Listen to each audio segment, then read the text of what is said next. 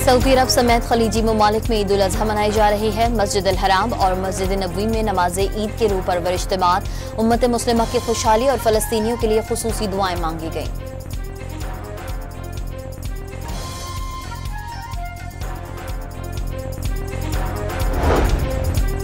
हुज्जाज कराम रात मुज़दलिफ़ा में गुजारने के बाद आज बड़े शैतान को कंकरियां मारेंगे। सुन्नत इब्राहिमी की पैरवी में कुर्बानी की जाएगी, जिसके बाद अहराम खोल दिए जाएंगे। जुमेरात के रोज 16 लाख से ज़ायद हुज्जाज ने हज का रुकन आज़म वकूफ़ अरफ़ा अदा किया।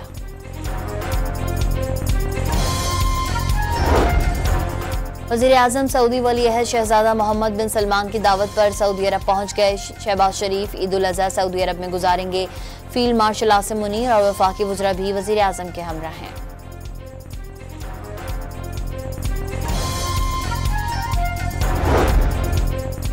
कराची में बोहरी बरादरी ईद उल अज़हा मना रही है। मुख्तलिफ मकामात पर ईद की नमाज अदा की गई।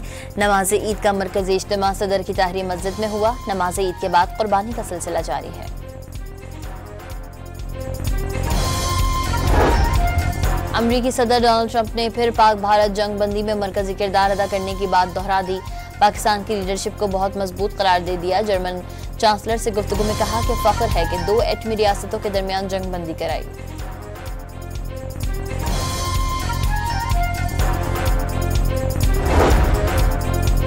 पाकिस्तानी वफ्द की वाशिंगटन में अमरीकी अरकान कांग्रेस से मुलाकातें। भारतीय जौहरियत के हवाले से पाकिस्तान का मौक़िफ़ पेश किया।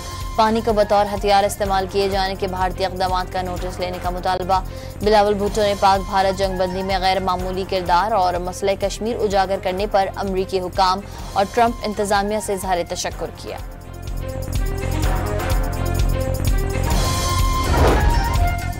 अगली बार पाक भारत जंग हुई तो ट्रंप के पास मुदाखलत करके रुकवाने का वक्त नहीं होगा। बिलावल भुट्टो ने खबरदार कर दिया। भारत बलूचिस्तान में मुदाखलत करता है, BLA और TTP को सपोर्ट करता है।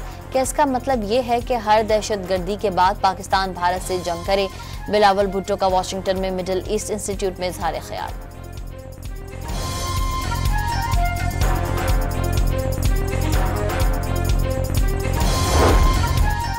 साबिक वफाकी वजीर और नून लीग के रहनुमा अब्बास खान आफरीदी दौरान इलाज अस्पताल में दम तोड़ गए। अब्बास आफरीदी को हार्ट में अपने हुजरे में गैस लीकेज धमाके में जख्मी हो गए थे।